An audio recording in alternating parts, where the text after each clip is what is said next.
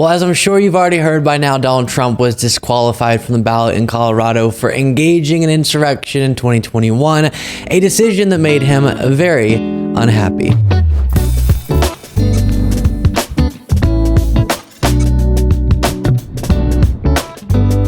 Well, the big news yesterday was that the Colorado Supreme Court ruled Donald Trump will be removed from the ballot in the state of Colorado, a decision that will undoubtedly be challenged up to the United States Supreme Court to make the ultimate decision. Regardless, super significant and historic. Of course, the lawsuit that was brought that led to this made the case, and the Colorado Supreme Court has now agreed that Trump engaged in insurrection or provided aid or comfort to insurrectionists on and around January 6, and Section 3 of the 14th Amendment bars an individual from holding office if while previously in office they did such a thing.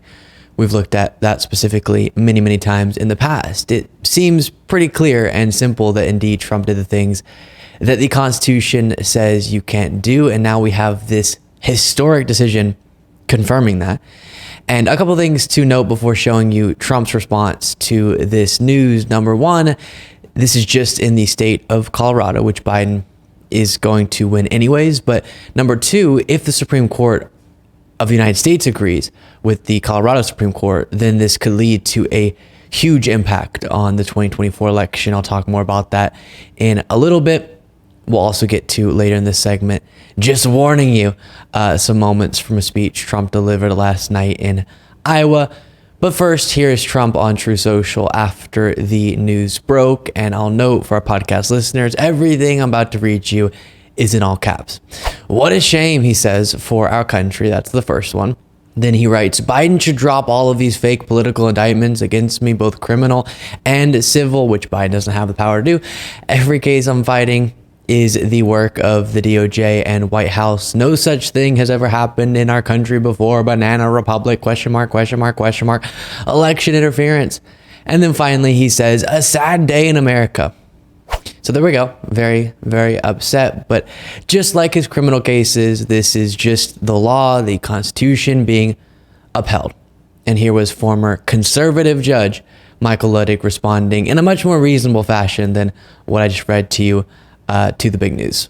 As our country's preeminent constitutional scholar, Lawrence Tribe, and I said in our August 2023 article in the Atlantic about the 14th Amendment, this is the most pressing constitutional question of our times, and it will be a test of America's commitment to its democracy, to its Constitution, and to the rule of law, for all the reasons that are coming to the forefront this morning, Joe and Mika. Yesterday's decision, as Mika said, was a historic constitutional decision. Arguably, when it's decided by the Supreme Court, it will be the single most important constitutional decision in all of our history. Yesterday's decision by the Colorado Supreme Court was masterful. It was brilliant, and it is an unassailable interpretation of the 14th Amendment, Section 3's disqualification clause, and an unassailable decision that the former president is disqualified from the presidency because he engaged in or aided or supported an insurrection or rebellion against the United States Constitution. So there it is. And by the way, it was independent and Republican voters that brought this case. You also have conservative scholars and legal experts like Michael Ludwig saying this is the correct interpretation of the Constitution. So this nonsense idea that this is some Biden or liberal ploy to make Trump lose the 2024 election is nonsense and silly. This is a matter of upholding the Constitution, no matter how much supporters of Trump will scream otherwise. Donald Trump tried to block the peaceful transfer of power to keep himself in the White House through all the schemes we've talked about extensively in the past. And then when all of those potentially illegal schemes didn't work, he incited an insurrection that sought to block the certification of Biden's win. The courts are now getting to weigh in on how the Constitution deals with a president who did that. This is about Donald Trump versus the Constitution, not Donald Trump versus the left. And here is some of Maggie Haberman's response on CNN. I mean, that's pretty fascinating that this historic ruling kicking him off the ballot has just come out. And obviously they're going to appeal it. But I mean, Maggie, he started almost immediately fundraising off of it. So they think it's going to ultimately benefit them. Yeah, I mean, listen, I don't think that he wants to I don't think they want the Supreme Court to uphold the decision, right? That is obviously within the realm of the possible, although they don't think that that's the likeliest scenario, because if that happens, I mean, to Ellie's point, you are going to see people in other states trying this anyway. And if the Supreme Court does that, he'll get kicked off the ballot almost everywhere. But they do see at least short-term political advantage, and everything with Trump right now is a game of inches toward getting to the next benchmark. So you heard her note there that if the Supreme Court agrees with the Colorado Supreme Court, then what could potentially happen would be a game over scenario for Trump. Other lawsuits are currently working their way through the courts in other states, and if the Supreme Court shows that it agrees with disqualifying Trump, which seemed, because of all the conservative justice, unlikely, but we'll see, then you could eventually see similar rulings relating to other states. And of course, we'll be watching those more consequential swing states. That's where movement on this issue has to happen to make a difference in the election, because again, Colorado was going to go for Biden anyways. Now, a couple of things I want to say before showing you moments from a speech Trump delivered last night, right around when this news broke, but he didn't address it on stage. The first is, we'll keep following this, and all of it's absolutely historic. And it obviously does have the ability to fundamentally alter the results of the next election. But also keep your eye on the ball, because most likely Trump will still be on the ballot in all the states he needs to win. So we have to focus on defeating him in 2024, while of course keeping an eye on this as well, but still encouraging people to vote, explaining why Trump is a threat to democracy, explaining why Biden's record is strong. And we need to stay focused on that primarily, even with the excitement of what could happen over here taking place. The second thing is, I know some people are worried that if Trump loses the election because he's removed from the ballot in certain states, all hell will break loose, which true.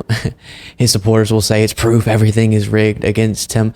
But guess what? They're going to say that anyway. No matter how Trump loses, if he does, they're going to claim the election was stolen from him. So we shouldn't hope for or advocate for the Constitution to be ignored because we're scared of the reaction from an anti-constitutional, anti-democracy movement. With that being said, speaking of anti-democracy, here is Donald Trump speaking in Iowa. The first moment is sort of hilarious. Trump tries to take credit for the good economic conditions right now. And I heard somebody today say, one of these genius analysts, the stock market's good, the rich get richer, but the stock market's good because they think Trump is going to win the election. And I believe that's true. And whatever good they have right now is the fumes of what we left them. It's coming off the fumes of what we've left them. But the stock market is good because a lot of people think we're going to win the election. So that's an interesting fact. I felt that, but I didn't want to say it. But I think we will say it.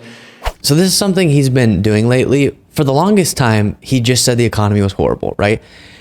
Biden destroyed the economy. But now that unemployment has been lower for longer than we've seen in decades, job growth has been unbelievable, inflation is down, GDP growth is up, and the stock market's breaking records, he's saying it's because of him. Anything good is because of him, but also it's still ultimately bad, which of course is ridiculous. He handed Biden a terrible economy in the middle of the COVID crisis, and then Biden took it from there to where we are now.